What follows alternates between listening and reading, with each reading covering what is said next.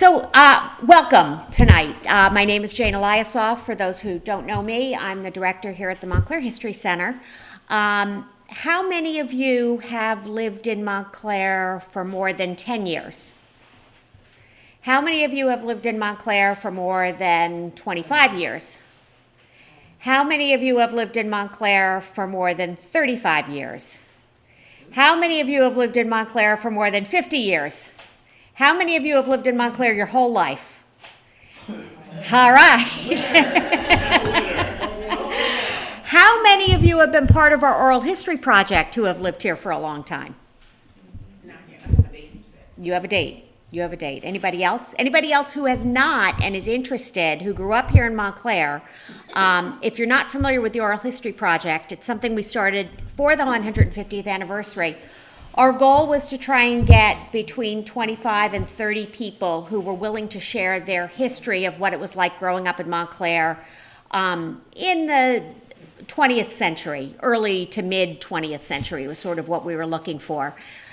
And that 25 to 30 has now turned into close to 90 people who have expressed an interest in participating in the project with us. So our 3 dates that we had set up were quickly filled up, and we're now setting individual dates, as we are with Ms. Lang. And so if you are interested and feel you've got a story you'd like to share, please call the office and we will set something up with you, because the more stories we get, the better off we are. And many people are asking what we're going to do with it, and we're not quite sure, because we certainly weren't expecting this many. So what we figured we were going to do is, first of all, it's going to be research for us. It will become part of our archives and library, so that 50 years from now, people who are researching Montclair will be able to go back and use that as in a sense, primary sources. Maybe it's going to be a documentary, maybe it's going to be a series of podcasts, maybe it'll be a booklet that just has an anthology of people's stories. So we're still looking around, exhibits, programs, we don't know. But if you are interested, please do reach out. So now, today we're celebrating the 150th anniversary. Hi, Mike, how are you? Welcome. Now I feel like I should just turn this over to you. Mike Farrelly, the town historian, is here with us tonight.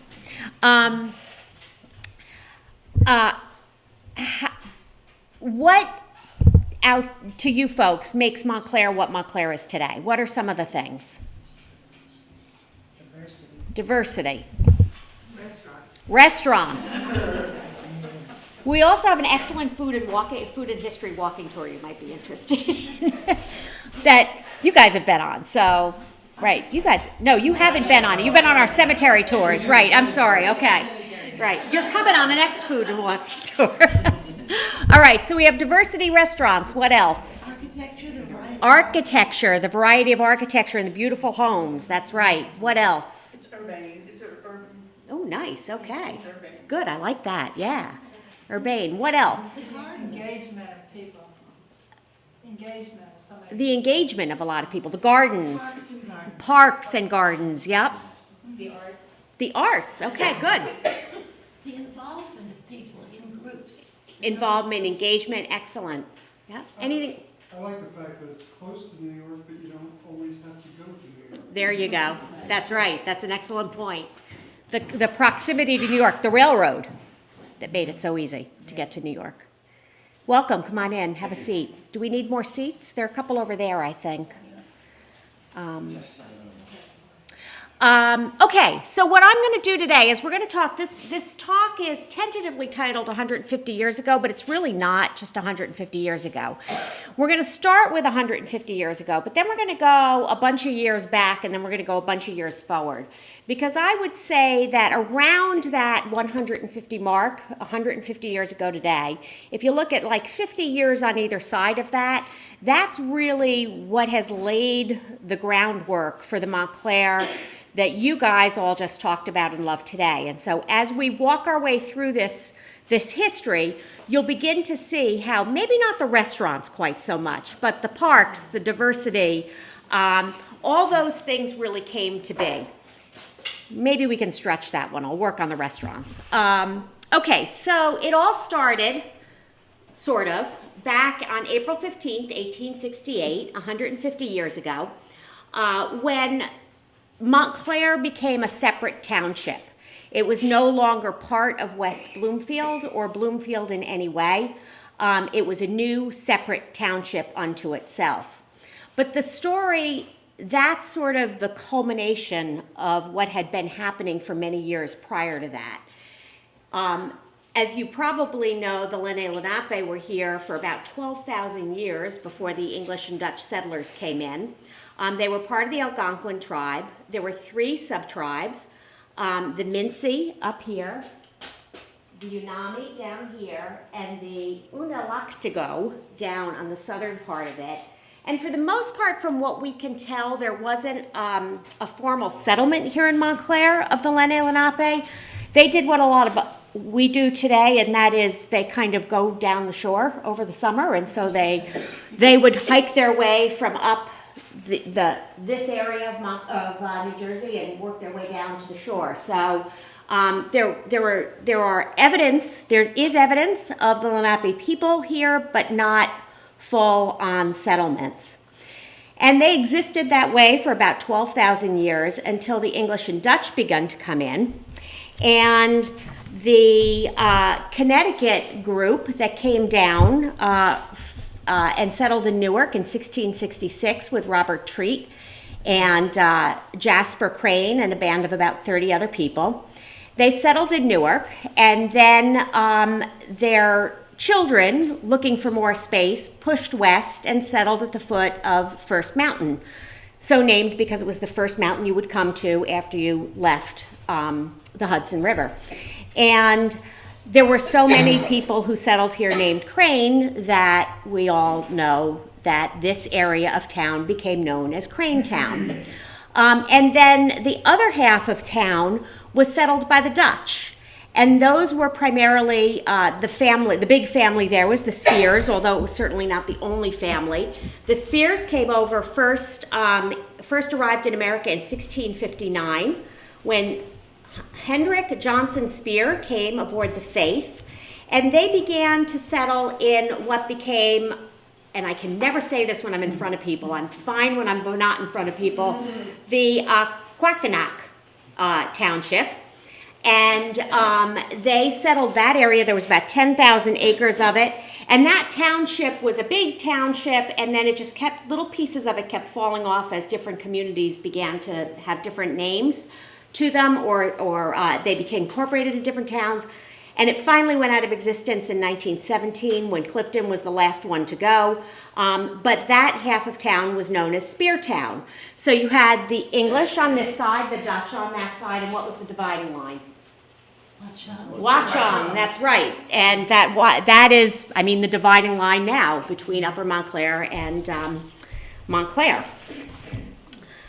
And this is probably what it looked like after the settlers has come, minus those houses in the way distant background. A lot of farmland, particularly the Dutch side had big farms.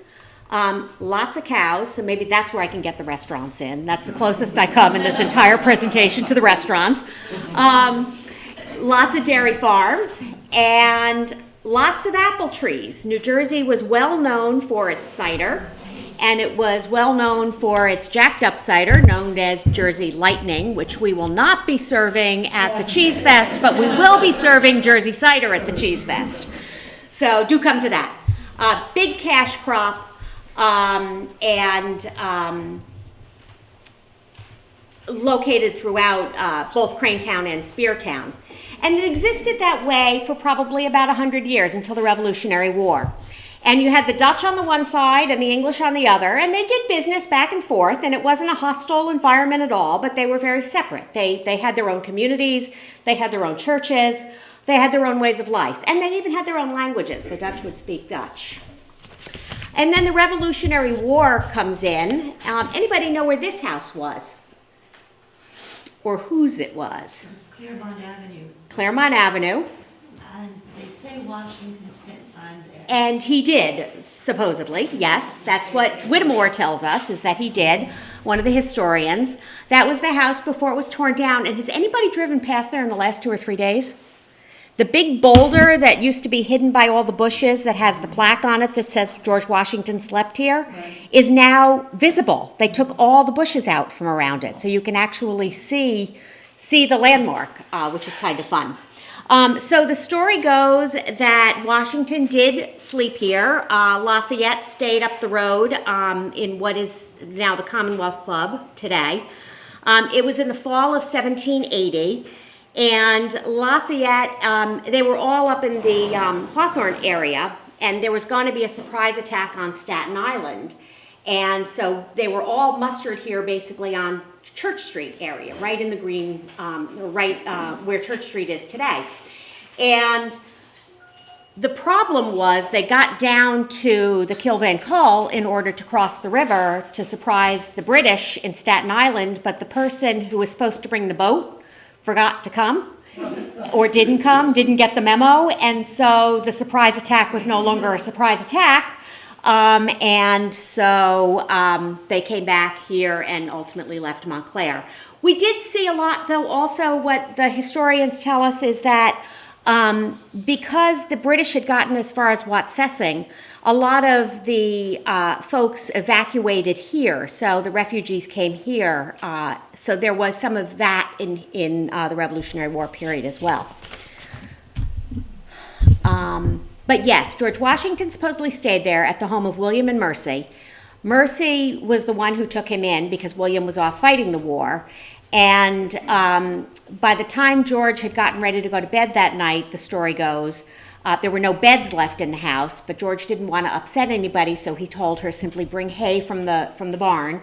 And they brought hay from the barn into the dining room, and George bedded down on the dining room in a bed of hay, is the story. There are all sorts of other great little stories about that Revolutionary War period that I'd love to know if they're true or not. After the war, now all of a sudden we can manufacture our own things. We don't have to worry about Britain. We don't have to worry about trade agreements. We don't have to worry about taxes, at least for them.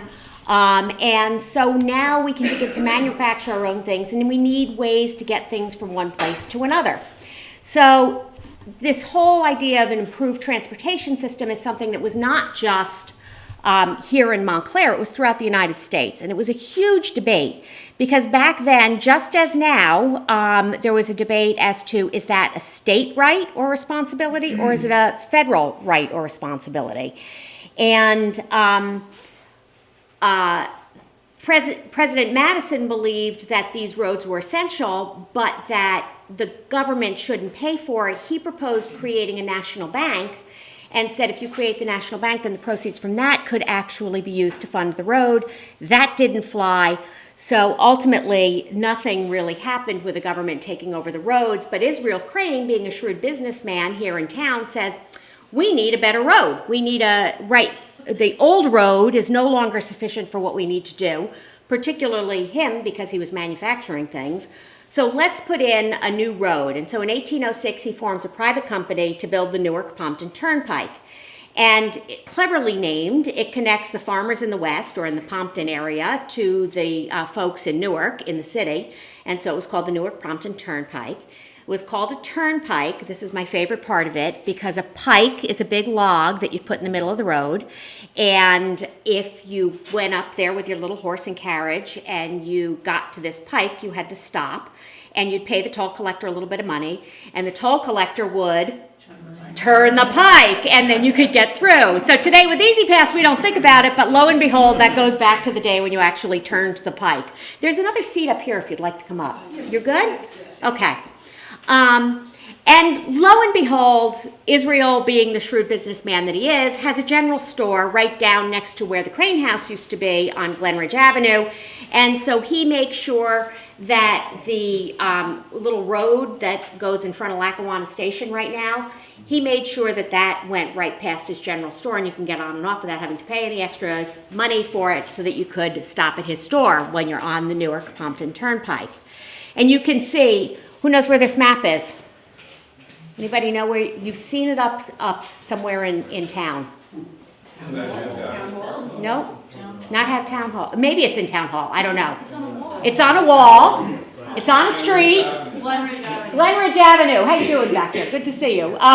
Yes, it's Glenridge Avenue, which is appropriate because the old road map would go, it is what was Glenridge Avenue, went up Glenridge Avenue, across, that's Grove Street, crossing Glenridge Avenue, that's the crazy corner, up Church Street, and then across, and then Claremont Avenue all the way into Verona where it meets up with Bloomfield Avenue down by the park. The Newark-Pompton Turnpike, on the other hand, just was a straight shot right through. So you can see this is a meandering old road, and this is the turnpike that comes through. Much faster. We also saw a lot more increased industry. Tony's Brook, which today we only kind of think of as a little tiny itty bitty stream that wanders through and underneath a lot of places in Montclair, was actually a strong enough brook to be able to power a bunch of manufacturing facilities. There was a sawmill there since about 1695, but then Israel Crane opened up a cotton mill and other businesses followed suit, including one guy who had a straw board mill there. Straw board is basically sort of like a cross between cardboard and press board, if you will. So it was made out of straw, clearly. And so there were a lot of there were woolen mills, there were a lot more industry happening here. And don't forget, when you think about this period, this is just about the time of the Industrial Revolution. So this all makes sense from a contextual standpoint as well. Now, Cranetown was really just part of Newark. It's kind of like Greenwich Village is not really its own separate town in New York. And so it was originally part of Newark. In 1806, right around this time when the turnpike goes through, Newark divides into three different wards. You have Newark, the Oranges, and then Bloomfield. And then in 1812, Bloomfield divides into Bloomfield and West Bloomfield, and Montclair was in that West Bloomfield. So that's where that name comes from that we see very often during the 1800s. And so things continued at this pace with the manufacturing increasing a little bit, but still a pretty agricultural community. These are quotes from 1834. Speartown, also known as Cliffside, this is 1834. Speartown, an agricultural village of Bloomfield Township, Essex County, 7 miles north of Newark, near the front of the first mountain, contains 20 to 30 dwellings. That's not a lot. 20 to 30 dwellings, one tavern, gotta have a tavern, one store, a Dutch Reformed church and school, surrounded by a country of red shale carefully cultivated. Now compare that to West Bloomfield, which we know is Montclair, 3.5 miles north of Newark, extending for near 3 miles in a northwest direction, including what was formerly known as West Bloomfield. The chief part of the town lies upon the old road, but part of it on the turnpike. It contains about 1,600 inhabitants, about 250 dwellings, 2 hotels, an academy, a boarding school, 4 common schools, 12 stores, 1 Presbyterian church, and 2 Methodist churches. So you can really see the difference between Speartown and Cranetown at that point. That means the tavern was very busy. The tavern must have been very busy, that's right. And there was an extensive trade going on here in tanning, curing, and shoemaking, and the following manufactories were considered as annexed to the town: 2 woolen factories, 1 mahogany sawmill, 1 cotton mill, 1 rolling mill, 1 calico printing work, 2 sawmills for ordinary work, 1 paper mill, and 1 grist mill. So there was a lot of industry right here in this area. And by the numbers, there were 82 single men. Notice they don't say how many women were here. But they did have 387 horses or mules, 862 neat cattle. I don't know what a neat cattle is. Does anybody know? No. Mike, any idea? Above 3 years old, as opposed to messy ones, I'm not sure. A state tax of $754, a county tax of $238. That's the town folks. Poor tax of $1,200, road tax of $1,200. And an annual value of manufactured products of over $2.5 million. Wow. Yeah, right? I wouldn't have thought it. And so it was around this period that the Irish immigrants began to arrive. They were driven out of Ireland, as we know, by the poor economy and the potato famine that was going on there. They settled down around Immaculate Conception, which was on Washington Street, that Mike informed me yesterday was down where basically the Bullock playground is today. And they worked primarily in domestic and in labor positions here in Montclair. The Germans arrived. That is Charles Schultz, who was the owner of the Schultz House, which is one of our properties at 30 North Mountain. The Germans were forced out by a failed revolution in 1848. 1850, that decade, there were millions of Germans who came through here to America. Charles Schultz's family came over during that period as well, although he didn't make it to Montclair until 1890 when he built that house. The English and the Scotch came also. They arrived mid-century. They were primarily middle class, although there were some domestic workers. The Germans also had their own shops. They were domestic workers as well. The Swedish immigrants began to make an appearance in America. That is the St. Eric's Lutheran Church on Glenridge Avenue that looks so sad today. That was in its heyday.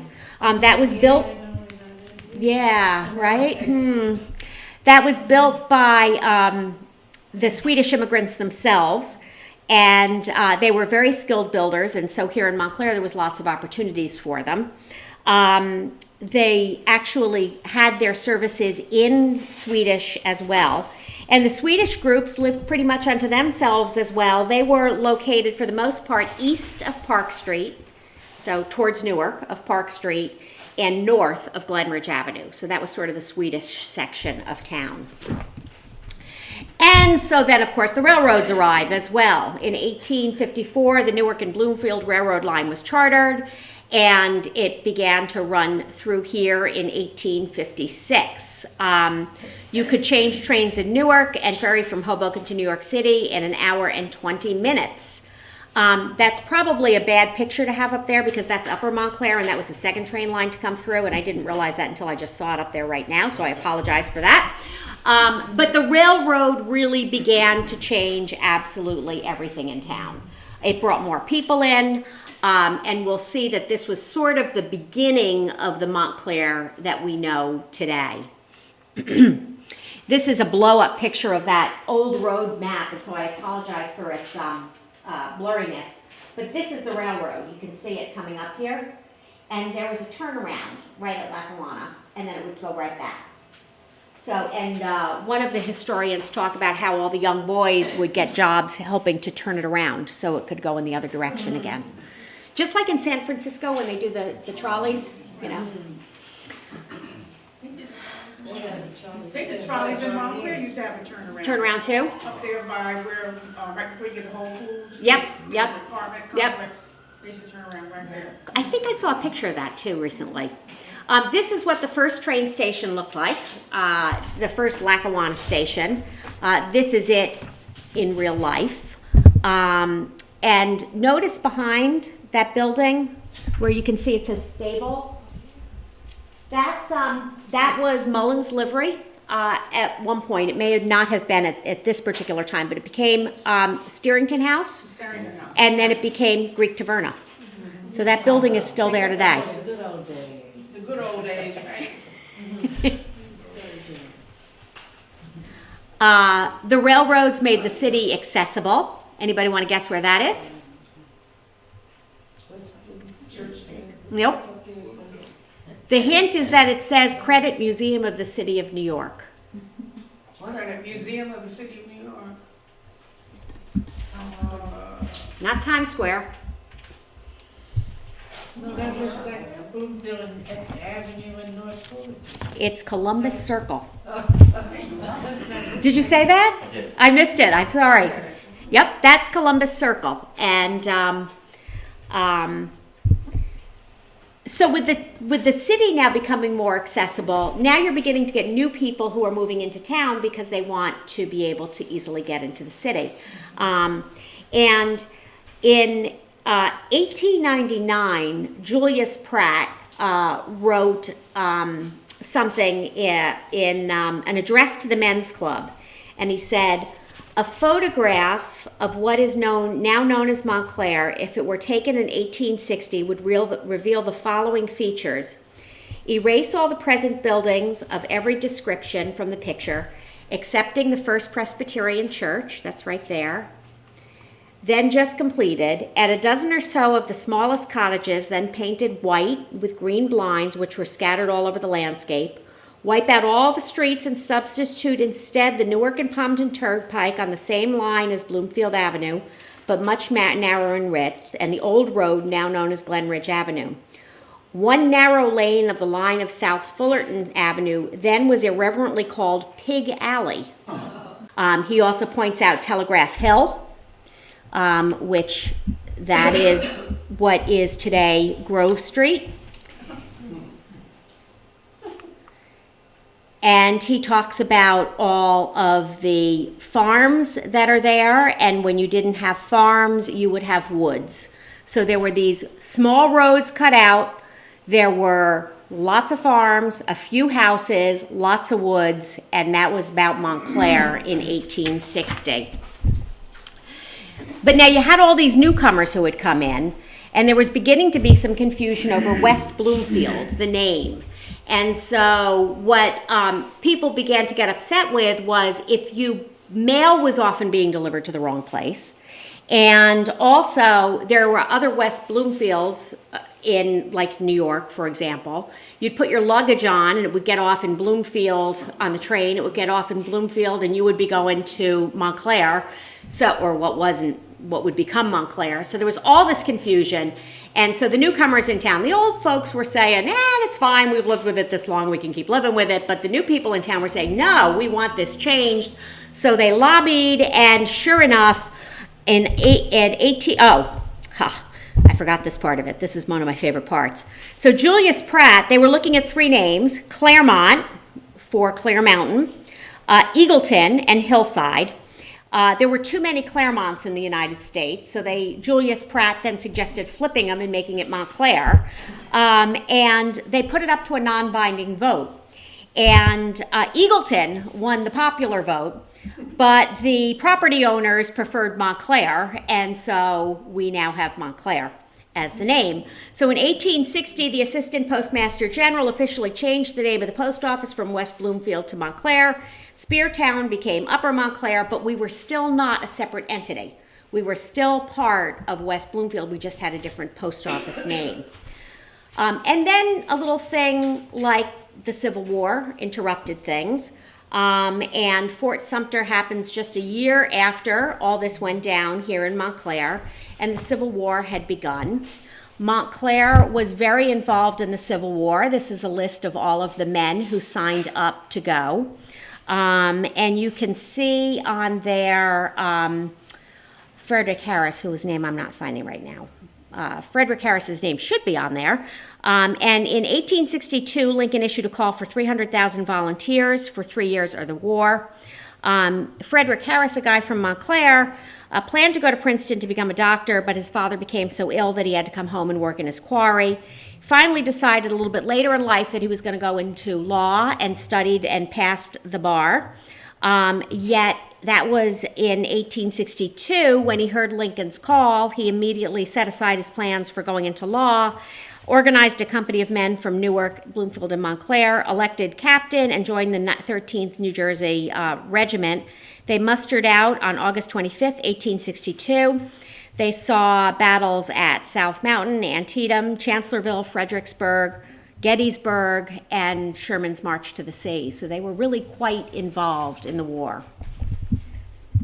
The names in blue are the ones who either were died or were killed in action. Some names of families that still might be here. There are. Recognize some Yep. of the names. Yep. Absolutely. The Reeses, the Loves. The Reeses, the Loves. Yep. You're right. Edwin Dodd, the Montclair History Center's current board president, is a descendant of a Dodd. So yes, many of the names are still around. And here's what Goodell, who's one of the historians, says. Doubtless the same scenes were enacted here that were repeated in all essential details in every city, town, and village throughout the land, both north and south. Excitement, expressions of exalted patriotism, gatherings of men and women with sober faces, sounds of martial music, men drilling in military exercise and marching off, amid flags and speeches and cheering and tears, to the place of entraining for the front. How often and often were such things done in the 4 years that followed, and how many, many, many times they have been described. When the war was over, we're back in Montclair, newly named, and Goodell says before the Civil War was over, Montclair had resumed the growth and development which had been temporarily halted by that event, and we were on to bigger and better things. And that's when Montclair became Montclair as its own separate entity. The spark was that Montclair, the Montclairians, wanted to build a railroad from Jersey City through Bloomfield and Montclair and upward to Greenwood Lake. This would have opened up the whole northern end of Montclair, or Upper Montclair. And Bloomfield just was dragging their heels. And so finally, the folks in Montclair said, well, we're tired of waiting. And so they petitioned to start up their own, become a separate town. And sure enough, 3 years and 1 day after Lincoln was assassinated, an act to set off from the town of Bloomfield in the county of Essex, a new township to be called the Township of Montclair, was passed. And Montclair was finally its own separate town. Now, here were the appropriations back in 1868. How's this for a town budget, folks? $2,500 for the roads, for the schools, $1,000 for the roads, $1,000 for the care of the poor. I give them credits for that, right? And $600 for incidentals, which I find kind of funny that incidentals would be $600, because that's a large sum of money when you compare it to like $1,000 for care of the poor. There we go. Even back then, right? But you weren't taxed the way we are today. What would happen is you basically, if you were wealthy, you'd give some money. People would hit you up and you'd give money for the town. And so it was a whole different way of collecting money for this than it would have been today. And so sure enough, the new railroad went through, and that's where that photo belongs, and opened up that whole northern end, and you can see it here. So here we go back to, this was the one that came through and ended at Lackawanna. This now is coming through and going up, and so it's opened up this whole area of Upper Montclair. That's 1889. Now compare that to the map 30 years earlier of the old road, and you can see how many more streets had been added. And just for the fun of it, I'm throwing in 1904, which is only, 15 years later. Look at how many additional roads have now been built. Which is not a surprise, because when I went to prepare for this presentation, I went down to the Montclair Public Library's local history room, and I pulled out some really old Montclair Times. And everything they talked about with the town was all about, and then they're opening up this road, and then they're opening up that road, and then they're opening up this road. So it was clearly one of their major priorities during that period. And one of the reasons they were opening up so many roads was because they were building so many houses. And this leads us to Lucy's point about the beautiful architecture that was happening here in Montclair. The late 1800s in architecture was sort of a period where anything went. You could have, initially you would have, back during the Revolutionary War, there would be there's the Federal period, then there's the Greek Revival period. But by the time you hit the second half of the 1800s rather, you've got shingle and stick and Queen Anne and Gothic or Gothic Revival and Tudor is beginning to come in. So you have all these different architectural styles, and they're all reflected here in Montclair because it was such a period of growth in town. And the houses got bigger and bigger and bigger and bigger. And many of these were homes that were occupied because people were able to commute into the city or to Jersey City or Hoboken in order to make their living. So in 1878, What's said, here's a snapshot that was written by, I believe it was Dr. Love. Instead of farms and barns and cattle, numerous elegant homes with perfectly kept lawns and beautiful shrubbery, indicating a quiet life of elegance, marked the locality unmistakably as suburban. The stranger commenced his observations by a pleasant walk around 3 or 4 miles of the 40 miles of sidewalks which skirt the graded streets. In 1856 or 67, I could possibly count 100 homes. Now I can count, in addition to these, 300 new houses with many stores, workshops, and other buildings.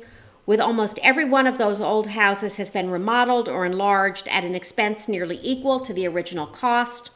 Occasionally a passing carriage with well-dressed ladies suggested the morning call, and a group of mothers with their crochet and children with their toys on some shady piazza, or a company of maidens on the playground, indicated the informal visits of neighboring families. Sounds like a pleasant little life now, doesn't it? So meanwhile, there are the ladies on the piazza in a second Empire home. Meanwhile, in the South, the Great Migration is beginning. There is growing discontent following the Civil War now that Reconstruction had failed and Jim Crow laws were becoming more commonplace. And the Great Migration began. And they followed 3 routes primarily, 3 corridors as they're known. The Western corridor, so folks that were down in the Texas area headed out to California. If you were from the middle part of the South, you'd go up to Chicago and Detroit and St. Paul. And if you were coming from Virginia, North Carolina, South Carolina, you would come up to Newark or ports or further north.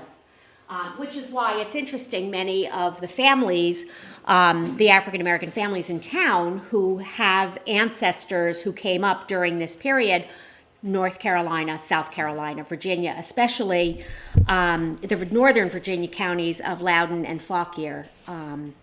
There's a great book, if you haven't read it, called Warmth of the Other Sons by Isabel Wilkerson, who talks about these. She actually follows the path of a family who went in each one of these corridors. Fascinating read, really good read.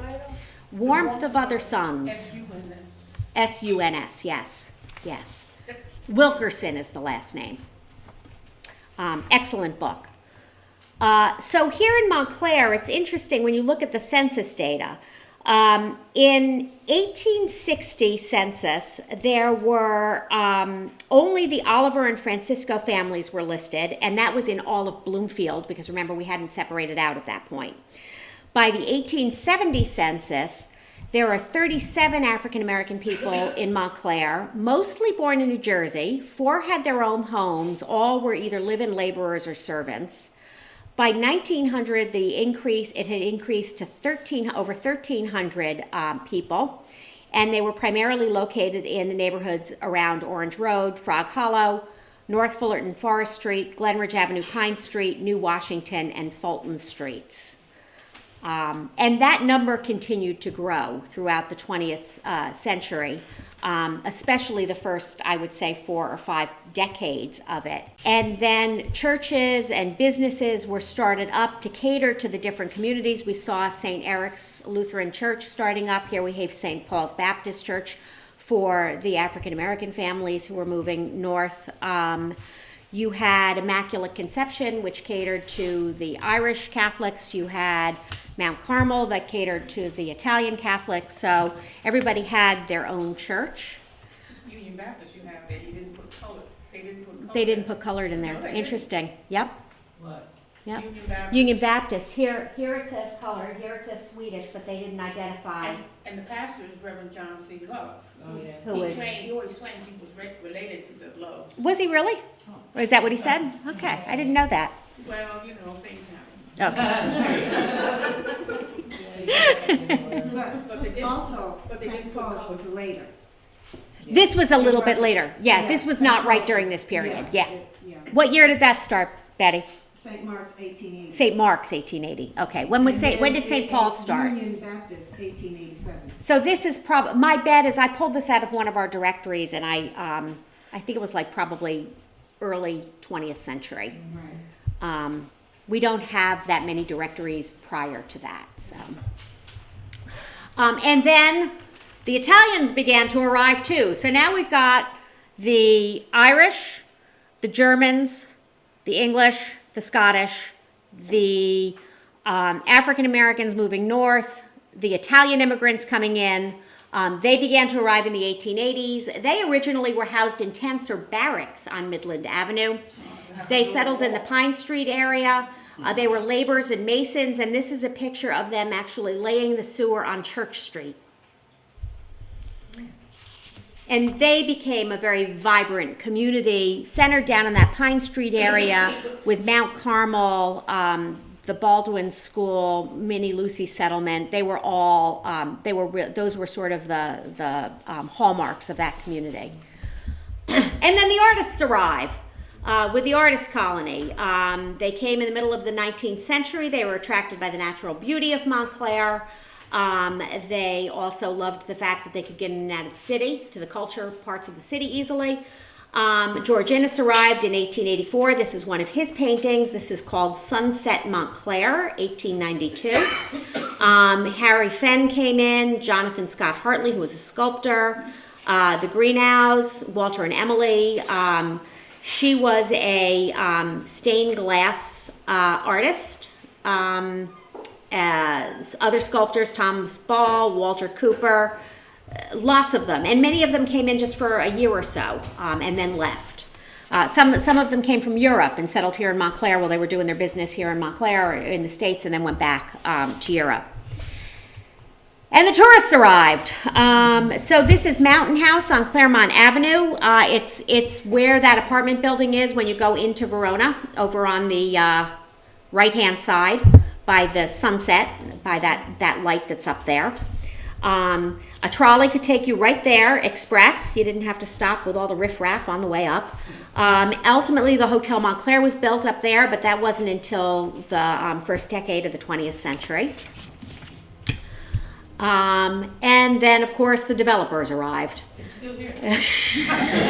Some things never change, right? And they divided all that farmland into individual plots.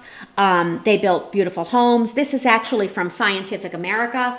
One of our board members, Deborah David, is actually beginning to do a study on how many Montclair homes actually turned up in the Builder's Edition of Scientific America, because apparently one of the editors lived in Montclair. And so she's beginning to cull through them and see how many she can find, but it's dozens and dozens that she's finding. And then, of course, she's got to run around and try and figure out, is that house still there and what does it look like today? Sorry, who's doing that project? Deborah David. She's a local architect. And so you can see how the growth changed things. This is a view from the mountain in 1890, and this is a view from the mountain just 15 years later. This is Montclair Center, and I don't have a date on this, but you can see that it's earlier than the next one because of a couple of hallmarks. First of all, notice these two buildings, because we'll look at these two buildings in the next picture. You've got this little frame building on one side, and you've got this little frame building on the other, right?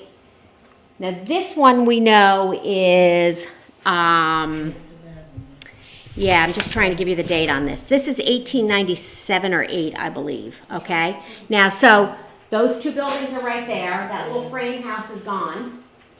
That little frame house is still there. The trolley is now in place. But you can see how rapidly Montclair was becoming more of the city that we know today.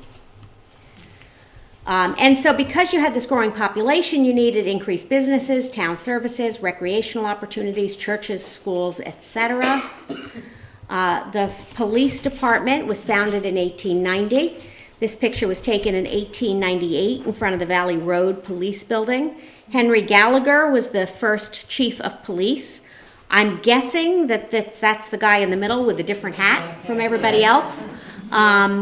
This is 8 years later, so it could be somebody else. Montclair Social Club came into being. It opened in 1889 on Church Street. It offered members a range of activities along with gourmet meals. On birthdays, the family of men could use the facility, but only on the men's birthdays, which included bowling, billiards, reading, and card rooms. A large hall was used for community theater productions, lectures, musical events, art exhibits, including the Montclair Art Colony, Montclair Athletic, Dramatic, and Outlook clubs. The Outlook Club is one of my favorite ones that I want to resurrect. What they did was they would bring one person in who would provide a point of view on some particular aspect of some issue, current events of the day, and then that person would have half an hour to talk, and then they would have two other people rebut it, and then discussion would ensue. That's nice. Isn't that nice? I like that, yeah. You may see the Outlook Club coming here to a history center near you. And that ended in 1924. Montclair High School football started in 1890. Don't they look fearsome? Don't they look unprotected? The girls were in on it too. This is from the New York Times, Montclair Athletic Girls, and I gotta read this to you guys. This is 1896. Many of the girls at the Montclair High School this year are of a most athletic disposition, and the things that they can do in that gymnasium under the able instruction of Miss Patrick, the physical tutor, would astonish their masculine admirers were they permitted to see the exhibitions. The vigor, strength, and physical recklessness with which the girls enter into the game of basketball, which is their favorite sport, would almost do credit to a football team. They wear most pretty gymnasium costumes and look the most beautiful when all flushed and animated in the midst of an exciting game of girls' football, as it is sometimes called. And look at those pretty costumes that they're wearing over there. A field of their own, right? That's right. That's right. The Free Public Library started up during the 1890s as well. There had been a library in the past, but this was one that was open to everybody. It was done, that woman in there is Miss Mary Weeks. She was the daughter of John T. Weeks, who was a prominent resident of Mountain Avenue, and she'd actually taken special training in library sciences during that period. So she was the one to open it up. It started in the upstairs room of Dr. Love's office building. The children's home started up to care for children without parents. It was founded in 1881 by Reverend Amory Bradford, Elizabeth Haberton, and Sarah Churchill at the First Congregational Church. And in 1886, they bought this home at 79 Gates Avenue. This is a write-up from the New York Times in 1893, and it merged with the Child Welfare Committee later on. Mountainside Hospital was founded during that period in 1891. This is the original building to Mountainside Hospital. The story goes that Miss Margaret Power saw a child topple from an upstairs window and was very concerned about this child because at the time, if you were ill or sick, you were cared for in your home, and this child didn't have the means to be cared for in his home.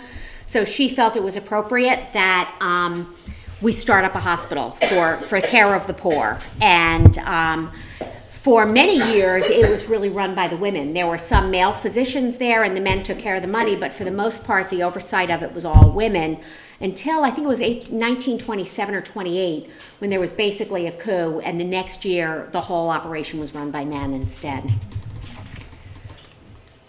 Montclair YMCA was started up in 1894. That was the first building that was there.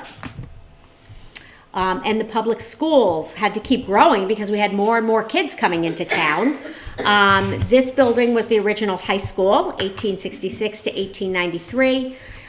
It was the Central School Grammar Building, and then, of course, it's now still the Board of Education building minus the steeple on the top. And here's just a snapshot of what the schools looked like by 1900 and the number of people.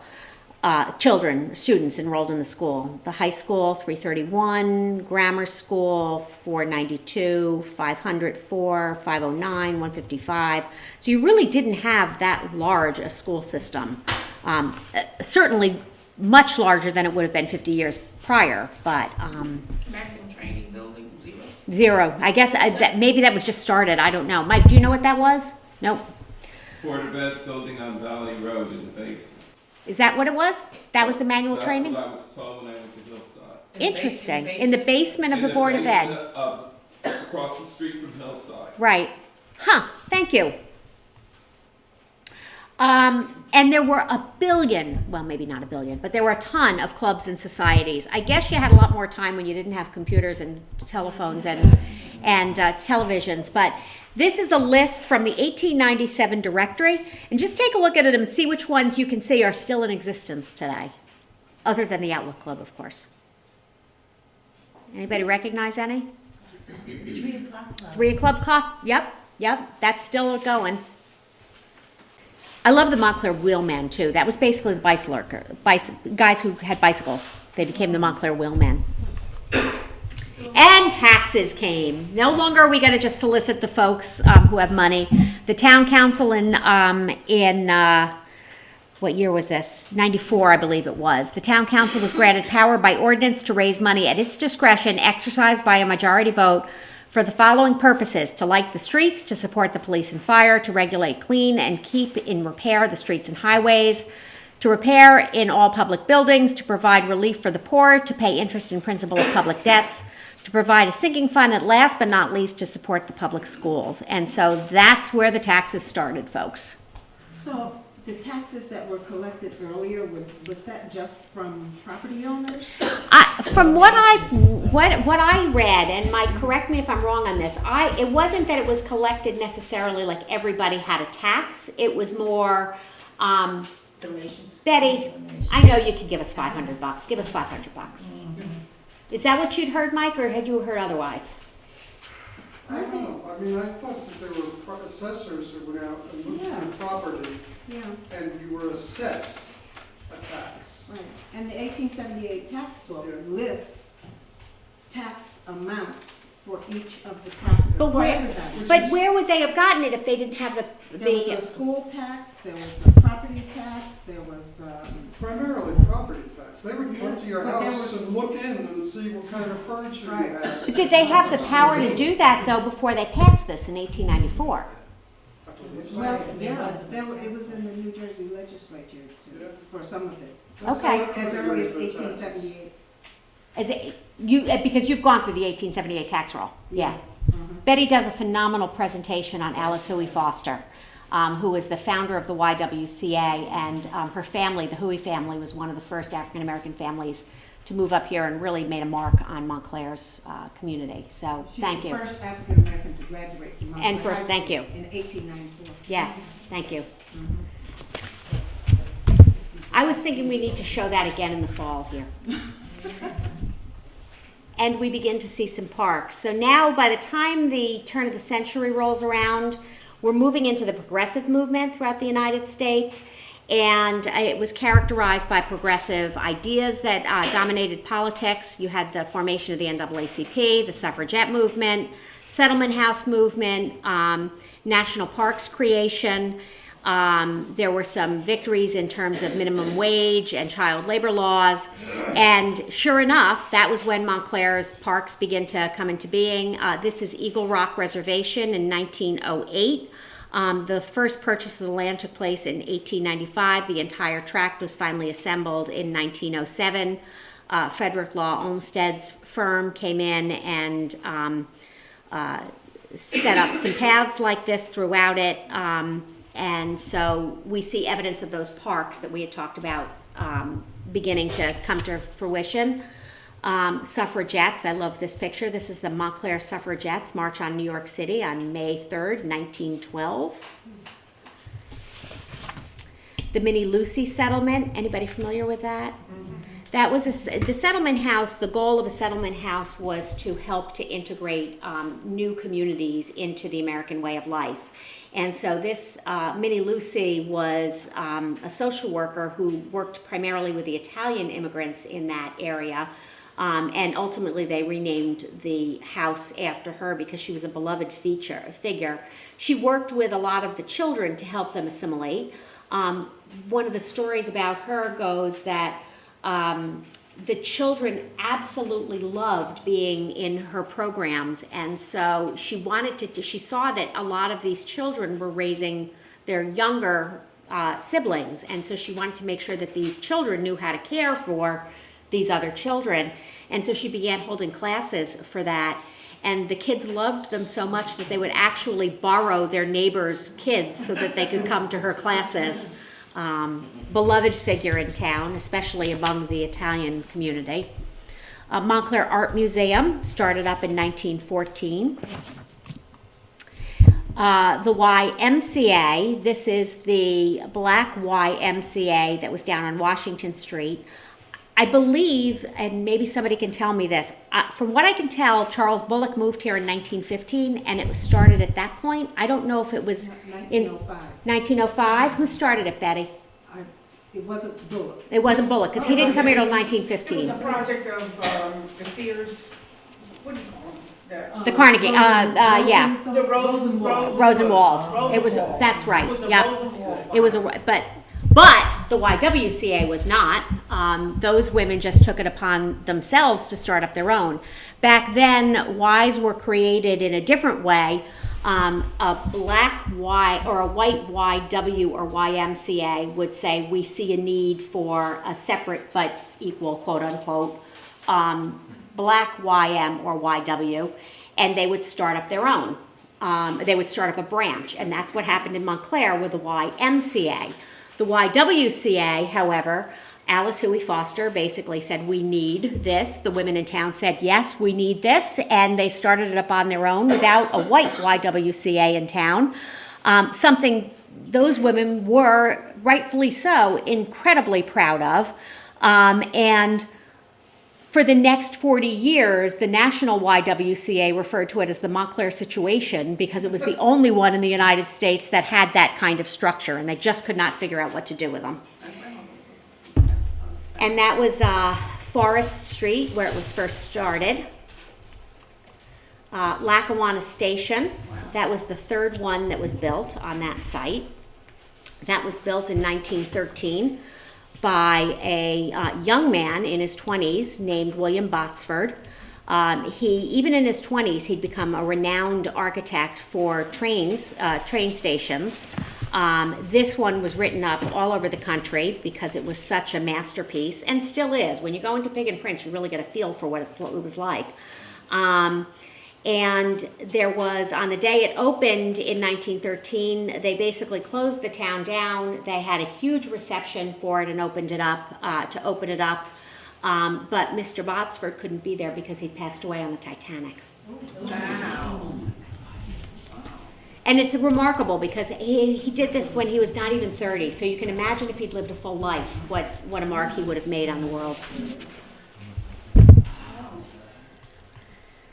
And so there we have it, all the different things that were happening in Montclair that kind of brought us to the Montclair that we have today.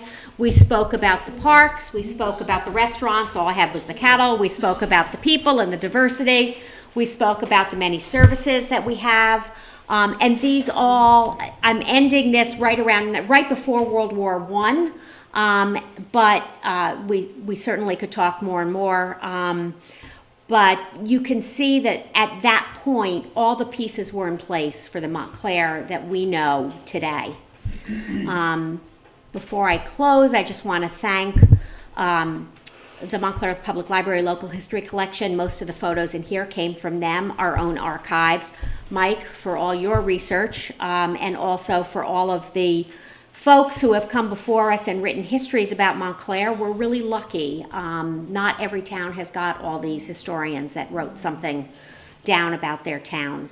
And Doremus, who in 1908 said, with the conveniences of the two railroads connecting with New York, the town began a phenomenal growth, bringing to us an inflow of new citizens which has added largely to the material growth and beauty of this town. The fine churches, public school buildings, public library, Young Men's Christian Association building, and the clubhouse are all evidences of what these newcomers have done for the religious, social, and educational advancement of the town. So that wherever we may be, whether in our own or foreign country, we are proud to say our home is Montclair. And I think that echoes through still today. Any other questions or thoughts? Thank you.